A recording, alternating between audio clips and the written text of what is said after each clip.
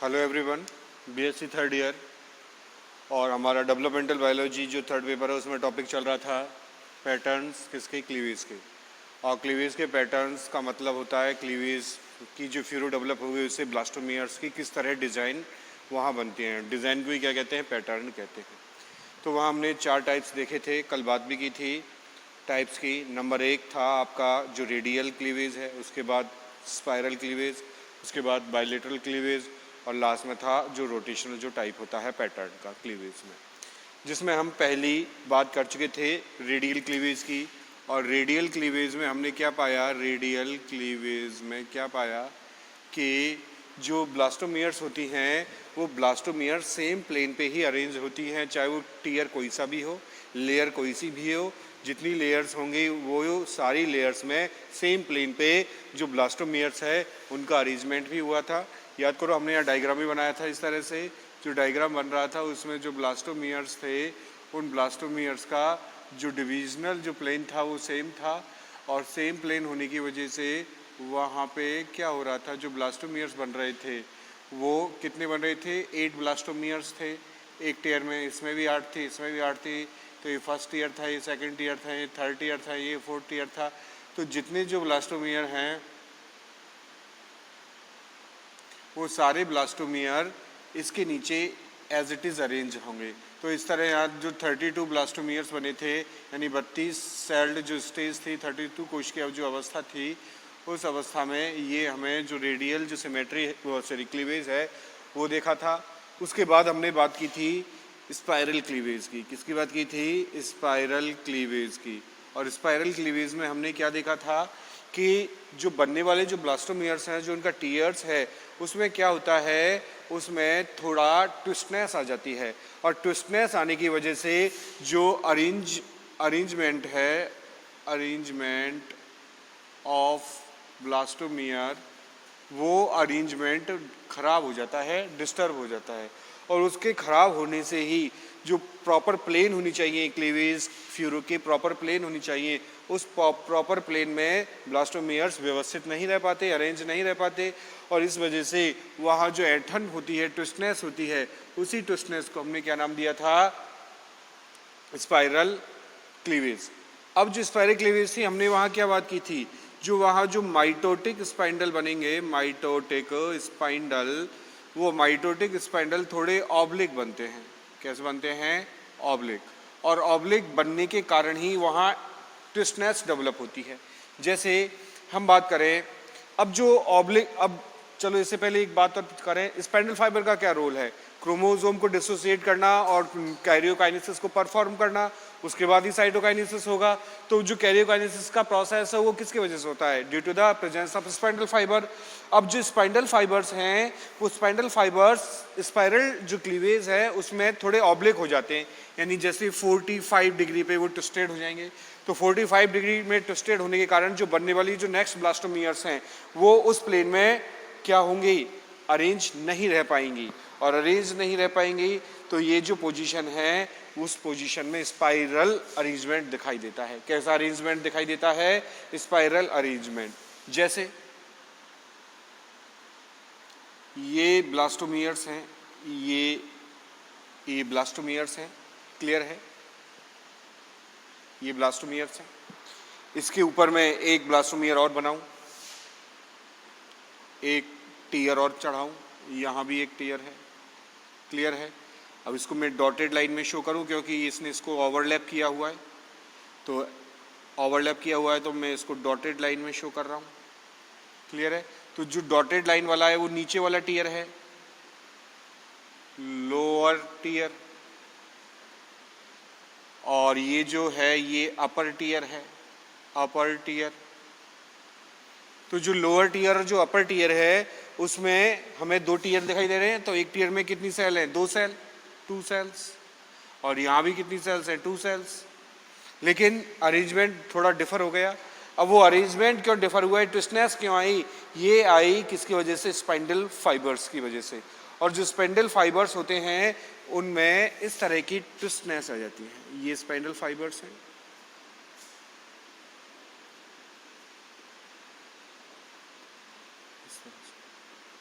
ये इस तरह से ये ट्विस्टनेस डेवलप हो जाएगी। इसकी बात करें तो ये यहाँ इस तरह से ट्विस्टनेस डेवलप हो जाएगी।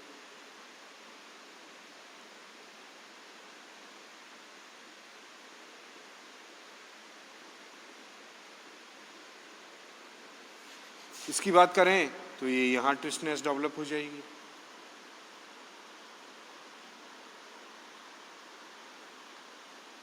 तो कहने का मतलब ये है ऑब्लिक स्पाइनल फाइबर होने की वजह से जो बनने वाली जो ब्लास्टोमियर्स हैं वो पहले वाले टीयर से थोड़ी डिस्टर्बली अरेंज हो जाती है, थोड़े उसमें ट्विस्टनेस आ जाता है। तो ट्विस्टनेस आने की वजह से ये क्या है, स्पाइनल फाइबर ही तो है, स्पाइनल फाइबर। तो इस स्पाइनल फाइबर के जो ऑब्लिकनेस होने से क्या होता है, जो अरेंजमेंट है वो थोड़ा डिस्टर्ब हो जाता है। तो जो अरेंजमेंट डिस्टर्ब होगा तो आगे वाली अगली जो डिवीजन होगा तो यहाँ एक सेल्स और बन जाएंगी इस तरह से। तो यहाँ भी इसके ऊपर एक सेल्स बनेंगी, यहाँ सेल्स बनेंगी। तो टोटल 4 सेल्स हो जाएंगी एक टीयर में। तो इस तरह से हमें सेल्स दिखाई देंगी, जैसे ये एक सेल है, ये दूसरी सेल है, ये तीसरी सेल है और ये चौथी सेल है। क्लियर है, इस तरह से सेल है। अब इसके नीचे जो सेल्स होंगी, लोअर जो टीयर होगा वो इसको ओवरलैप करके रहेगा, लेकिन प्रॉपर ओवरलैप नहीं कर पाएगा। तो प्रॉपर ओवरलैप नहीं कर पाएगा तो सेल्स हमें इस तरह से यहाँ बाहर निकलती हुई दिखाई देंगी। तो ये जो सेल्स हैं, तो ये तो अपर टीयर है, ये लोअर टीयर है। तो इसमें क्या हो गया, इसमें ये तो lower tier as it is था, लेकिन इसमें ट्विस्टनेस आ गई।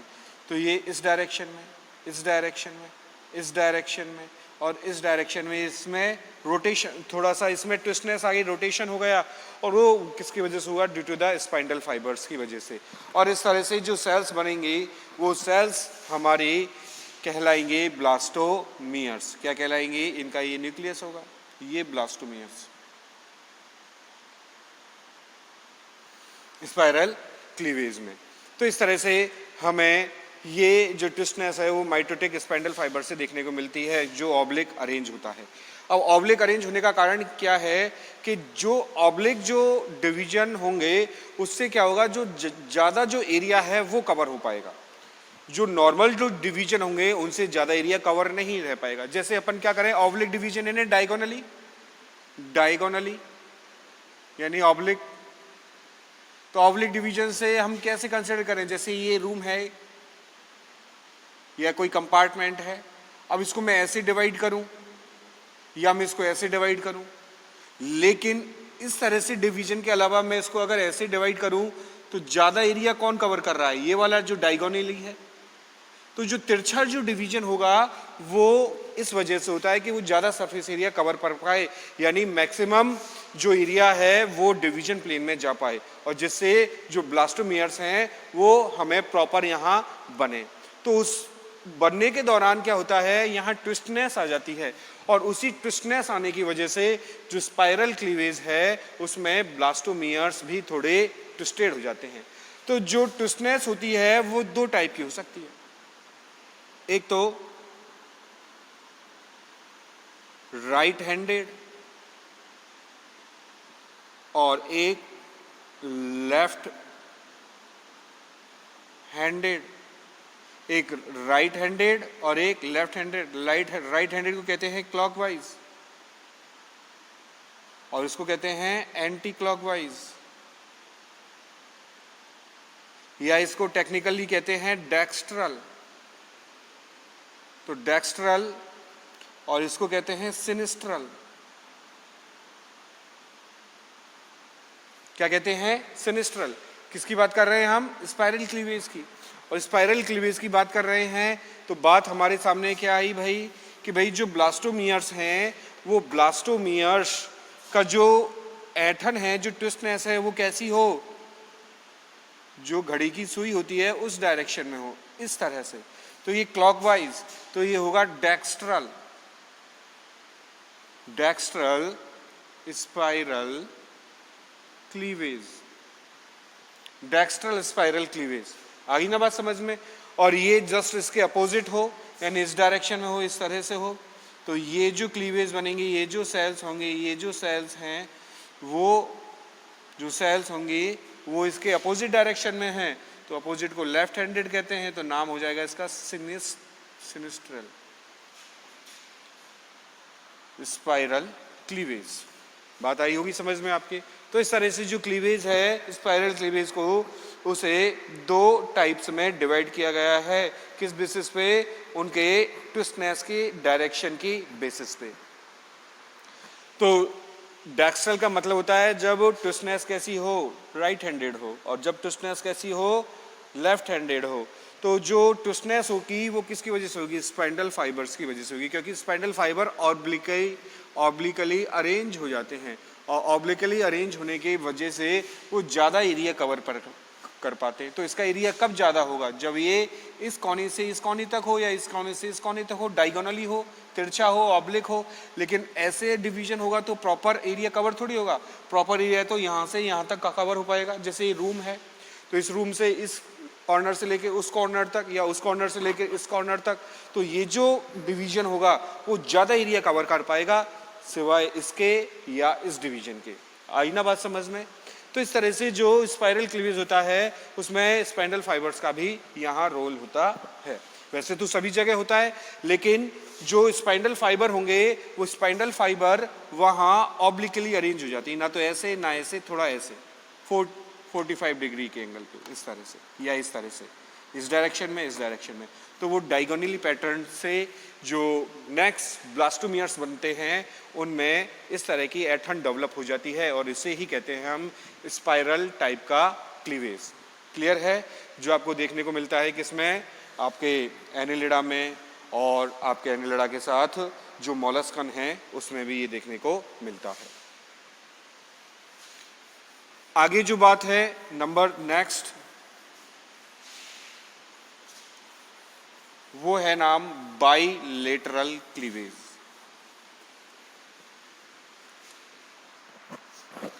क्या नाम है? नंबर थर्ड,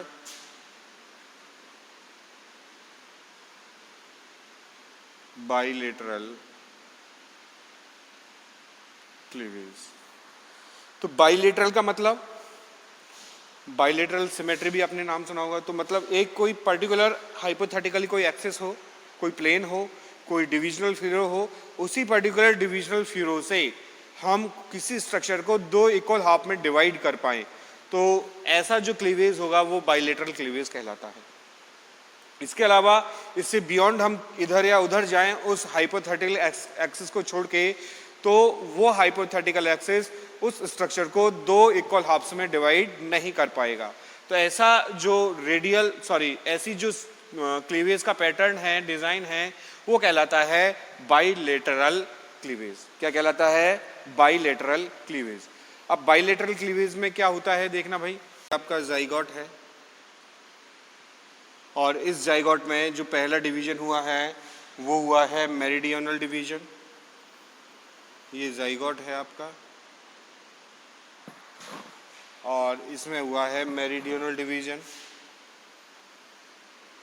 किस तरह से? इस तरह से, ठीक है। और जो दूसरा डिवीजन होगा वो होगा हॉरिजॉन्टल डिवीजन, ये सेकंड डिवीजन। एक टाइप तो ये है इसका। दूसरे टाइप की बात करें तो इसमें क्या होगा, ये जाइगोट था, इसमें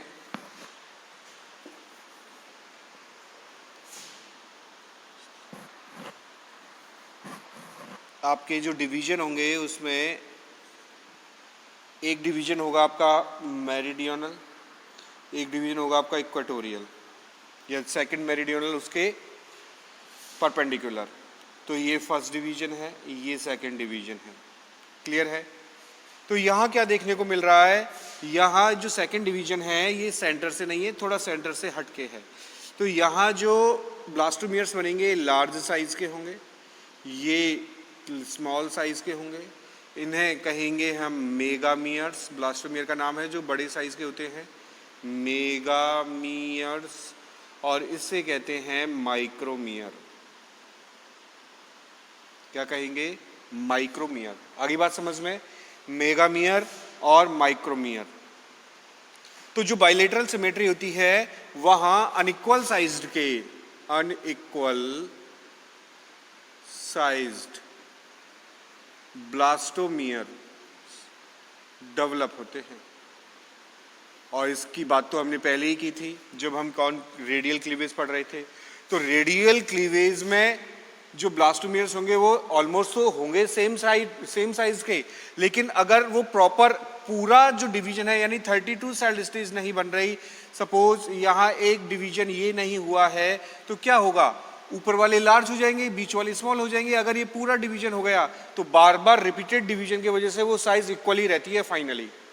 लेकिन जो बाइलेटरल जो सिमेट्री होगी, उस बाइलेटरल सिमेट्री में केवल इस डिवीजन की वजह से क्या होगा, स्मॉल साइज और लार्ज साइज के ब्लास्टोमियर्स बनेंगे, जिन्हें क्रमशः माइक्रोमियर और मेगामियर्स का नाम दिया जाएगा। लेकिन हमने इसमें क्या बात की थी रेडियल सिमेट्री में कि भाई अगर यहाँ पे इस तरह से डिवीजन हो रहे हैं, ये डिवीजन हुआ, ये डिवीजन हुआ, ये डिवीजन हुआ, ये डिवीजन हुआ, ये डिवीजन हुआ, ये डिवीजन हुआ, ये डिवीजन हुआ, तो ये जो बार बार डिवीजन हो रहे हैं, रिपीटेड डिवीजन होने की वजह से अगर ये वाले डिवीजन ना हो, ये वाला डिवीजन ना हो, तो ये तो ऊपर वाला क्या हो जाएगा, लार्ज हो जाएगा। लेकिन बार बार रिपीटेड डिवीजन होने की वजह से सारे जो ब्लास्टोमियर्स हैं उन ब्लास्टोमियर्स का साइज बार बार सेम रहता है। अगर मैं ये बात यहाँ करूँ, इसका एक डिवीजन ये कर दूँ, एक डिवीजन ये कर दूँ, अब तो ये सारे सेम साइज के हो गए ना, लेकिन एक बार में एक ही अनइक्वल डिवीजन हो रहा है। तो एक अनइक्वल डिवीजन होने की वजह से जो ब्लास्टोमियर्स की साइज है उसमें डिफरेंस डेवलप हो गया है, और उसमें डिफरेंस डेवलप हो गया है तो ऐसा देखने को मिलता है बाइलेटरल सिमेट्री में। क्यों बाइलेटरल सिमेट्री की कंडीशन क्या है, केवल एक ही डेफिनेट क्लीवेज स्फीयरों से अपन किसी स्ट्रक्चर को दो बराबर भागों में डिवाइड कर पाएंगे इजीली, अदरवाइज नहीं कर पाएंगे। वो डेफिनेट क्लीवेज स्फीयर है, प्लेन एक्सिस कोई भी हो, वो एक ही होता है, उसके अलावा वो और दूसरा नहीं होता। क्यों, क्योंकि यहाँ इस तरह अनइक्वल साइज यहाँ हमें देखने को मिलती है। दूसरी बात करें यहाँ पे, तो यहाँ पे तो हमको ऑलमोस्ट सारे सेम साइज्ड देखने को मिल रहे हैं, लेकिन क्या होता है जो सेल होती है उसमें से कोई एक सेल उसका साइज थोड़ा एनलार्ज हो जाता है।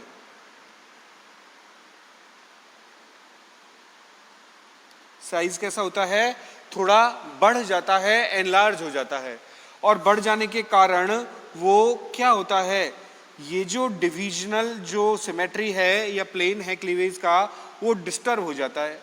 अब अगर ये केवल यही वाला एक्सेस होता तो ये डेफिनेटली रेडियल सिमेट्री होती, लेकिन कोई एक स्ट्रक्चर यहाँ इस तरह डेवलप हो गई जिससे रेडियल सिमेट्री डिस्टर्ब हो गई।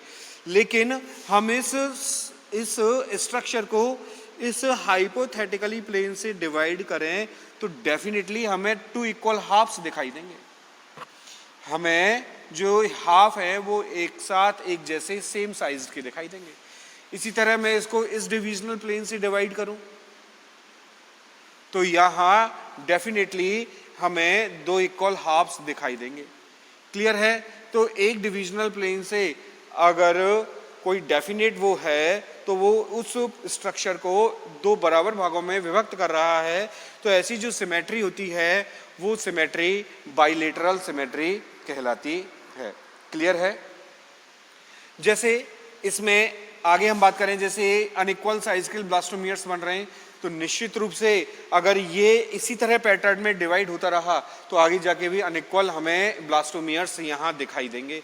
तो जो स्ट्रक्चर है, जो ऊपर वाले ब्लास्टोमियर हैं वो हमें इस तरह से दिखाई देंगे, इस तरह से, और नीचे वाले ब्लास्टोमियर्स हमें स्मॉल साइज के दिखाई देंगे इस तरह से, इस तरह से, और नीचे वाले और स्मॉल साइज के। तो देखो यहाँ ब्लास्टोमियर्स की जो साइज है उसमें ही डिफरेंस आ रहा है।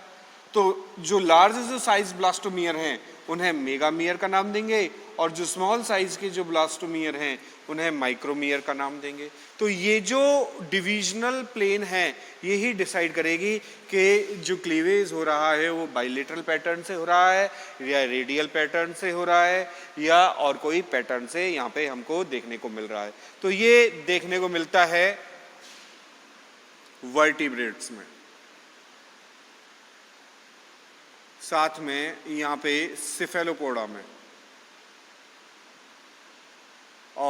यहाँ पे कुछ इकाइनोडर्मेट्स होते हैं उनमें भी। तो वर्टिब्रेट्स में तो जैसे हायर वर्टिब्रेट्स की बात करें, हम ही लोग हैं, तो उनमें तो हमें खुद में बाइलेटरल सिमेट्री होती है, तो डेफिनेटली जो पैटर्न होगा क्लीवेज का वो बाइलेटरल क्लीवेज होता है। तो इस तरह से ये जो क्लीवेज का जो पैटर्न है वो यहाँ दिखाई देता है। क्लियर है? तो इस तरह से अगर हम यहाँ चलो, हमें लास्ट में एट लास्ट में तो 32 सेल स्टेज ही बनानी है। 32 8 8 8 8 8 4 32। तो ये जो 32 स्ट्रक्चर बनानी है और इस बाइलेटरल सिमेट्री से बनी है, तो जो अपर टीयर होंगे उस अपर टीयर में हमें लार्ज साइज के ब्लास्टोमियर्स दिखाई देंगे। ये अपर टीयर है, इसके पीछे भी होंगे। तो सपोज ये ऊपर वाले कैसे हैं, लार्ज साइज के हैं, तो नीचे वाले स्मॉल साइज के ब्लास्टोमियर होंगे। नीचे वाले भी 16 है सपोज करो। तो ये जो डिफरेंस है साइज का, जो डिफरेंस है ब्लास्टोमियर्स की साइज का, वो किस वजह से हुआ है? वो बाइलेटरल क्लीवेज की वजह से हुआ है।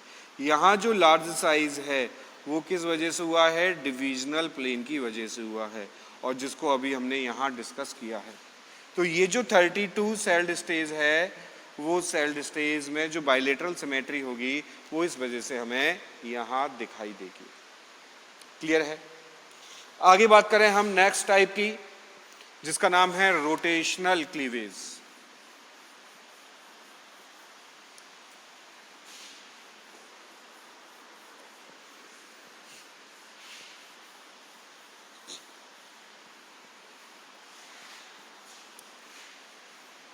अगला टाइप क्या है? नंबर 4। पहला था रेडियल, दूसरा था स्पाइरल, तीसरा भी पड़ा है बाइलेटरल, और नंबर 4 है रोटेशनल।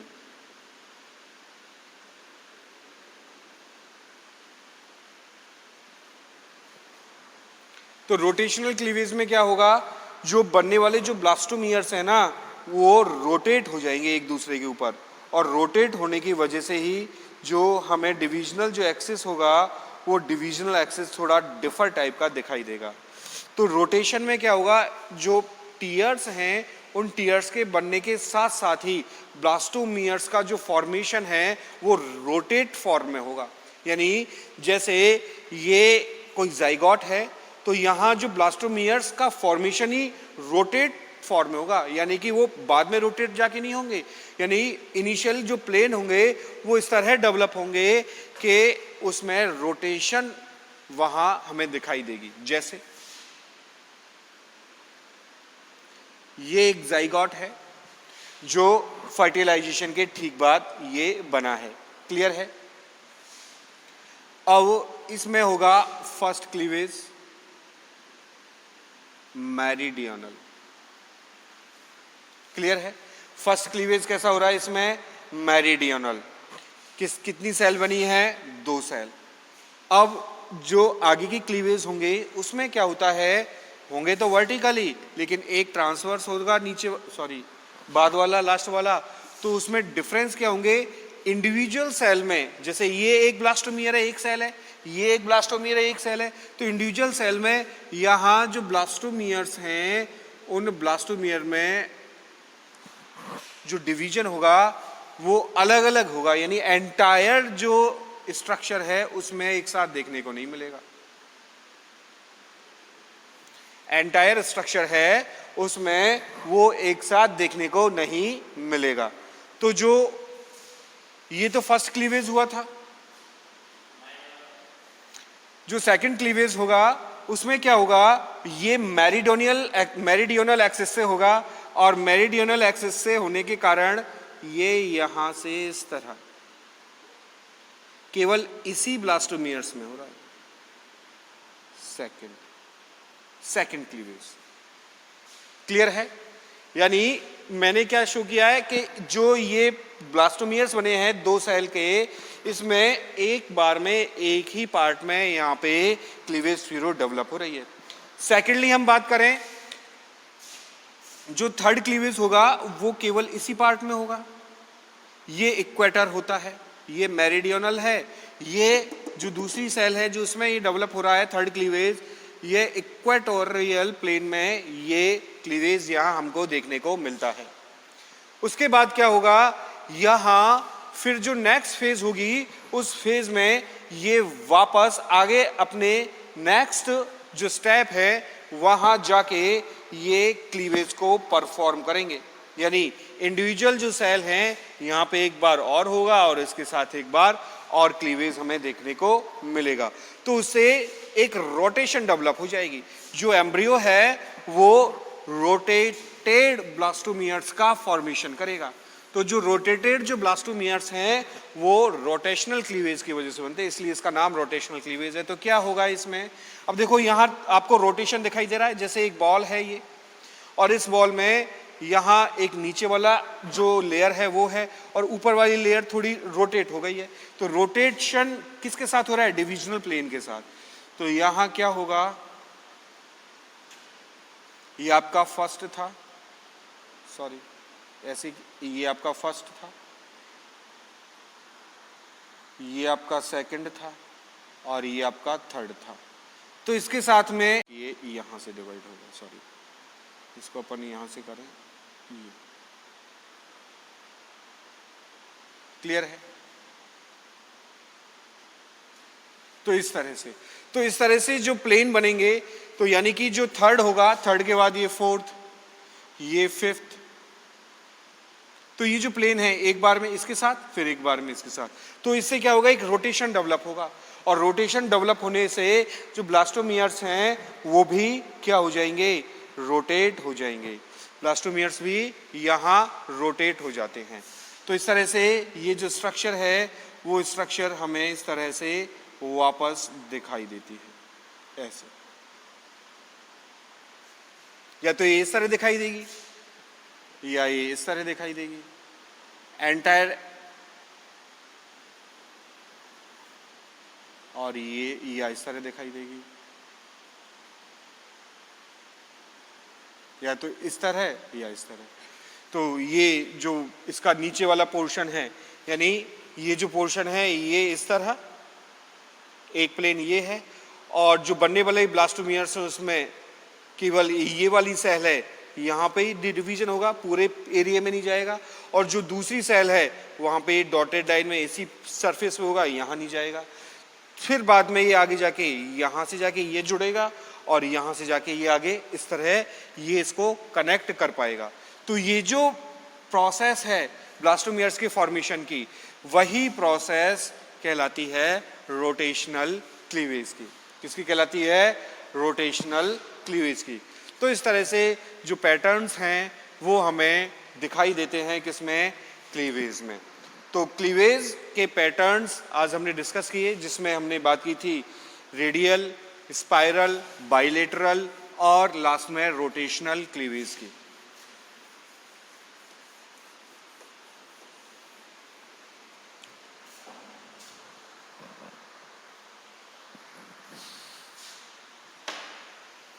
अब हम बात करते हैं क्लीवेज को कौन से फैक्टर अफेक्ट करते हैं।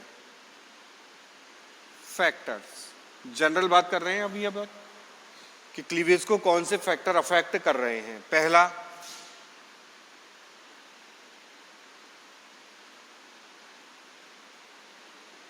अमाउंट ऑफ यॉक, जो यॉक है उसका अमाउंट। दूसरा फैक्टर होगा माइटोटिक स्पाइंडल फाइबर्स, ये दूसरा इसका कारक होगा। और जो तीसरा कारक होगा वो होगा विस्कोसिटी। विस्कोसिटी कारक की बात करें अपन, सबसे पहले जो अमाउंट ऑफ यॉक है, तो कल के वीडियो में हमने देखे भी थे, बाद में जो पिछले जो लेक्चर्स हुए थे कि क्या हुआ था, उसमें जो अमाउंट था यॉक का वो डिसाइड कर रहा था क्लीवेज के एरिया को। याद करो, होलोब्लास्टिक और मीरोब्लास्टिक क्लीवेज। तो होलोब्लास्टिक और मीरोब्लास्टिक क्लीवेज का मतलब ही क्या हुआ, amount of York will decide कि भाई जो डिवीजन होगा वो पूरे एग में हो रहा है या एग के कुछ पार्शियल रीजन में हो रहा है। तो एक साइंटिस्ट था बालफोर्ड, उसने एक लॉ दिया। उसने क्या बताया, जो अमाउंट ऑफ यॉक है वो क्लीवेज की रेट को रिड्यूस करता है, यानी रेट ऑफ क्लीवेज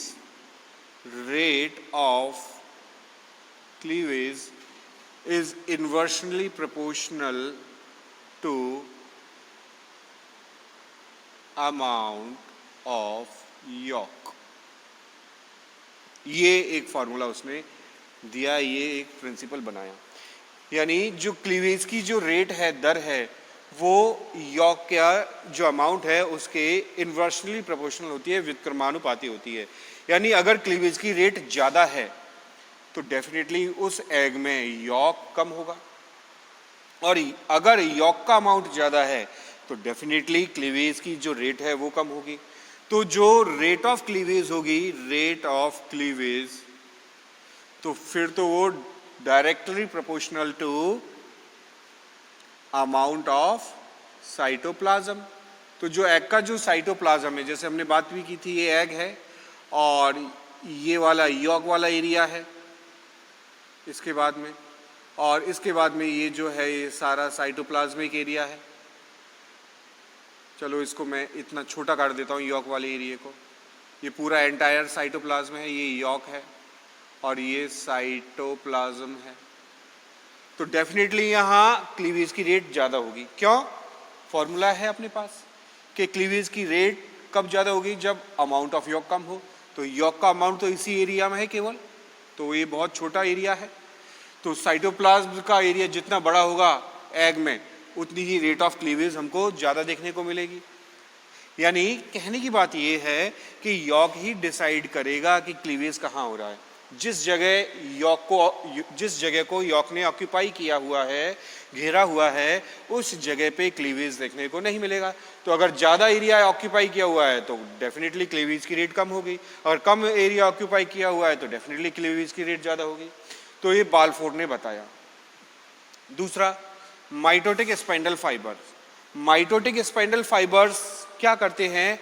क्लीवेज के प्लेन को तय करते हैं, और प्लेन को तय करने के साथ साथ पैटर्न को भी तय करते हैं।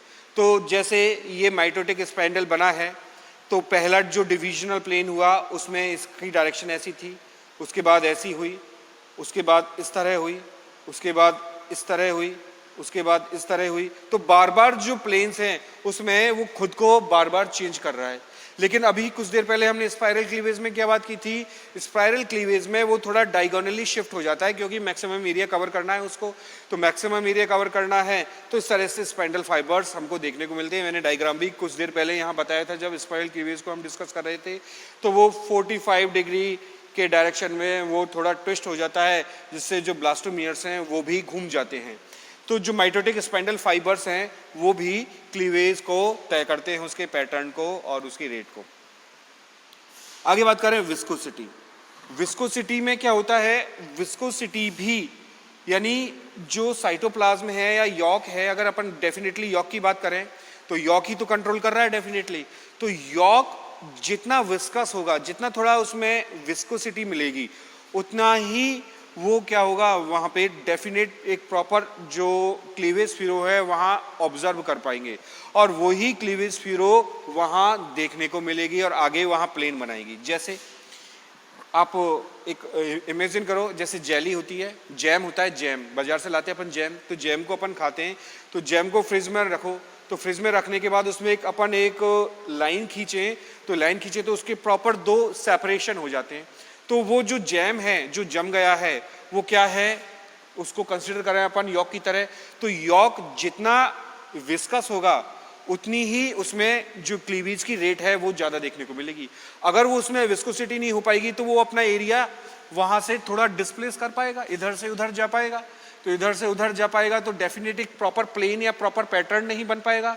तो जो जितना यॉक विस्कस होगा, यॉक में विस्कस होगा यॉक, उसी अकॉर्डिंग जो रेट है क्लीवेज की वो हमें देखने को मिलेगी। यानी अगर ज़्यादा विस्कोसिटी हो तो वहाँ डेफिनेटली जो प्रॉपर जो पैटर्न है और प्लेन्स हैं क्लीवेज के वो देखने को मिलेंगे।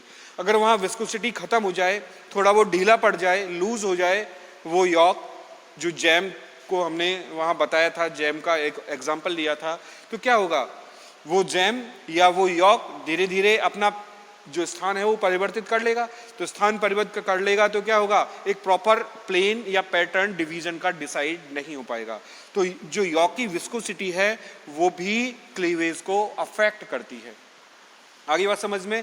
तो इस तरह से जो फैक्टर्स हैं वो इस तरह क्लीवेज को अफेक्ट करते हैं, जिसमें बात की थी हमने जो यॉक है उसकी मात्रा की, दूसरी बात की थी हमने जो माइटोटिक जो स्पाइंडल फाइबर्स बन रहे थे उसकी, और लास्ट में हमने बात की है विस्कोसिटी की। तो आज हमने बात की थी जो बचे हुए जो पैटर्न थे क्लीवेज के, और क्लीवेज को जो मेन जो फैक्टर्स हैं, जो मेन प्रोमिनेंट फैक्टर्स हैं वो किस प्रकार अफेक्ट कर रहे थे। तो आज के लिए इतना ही। Thank you very much.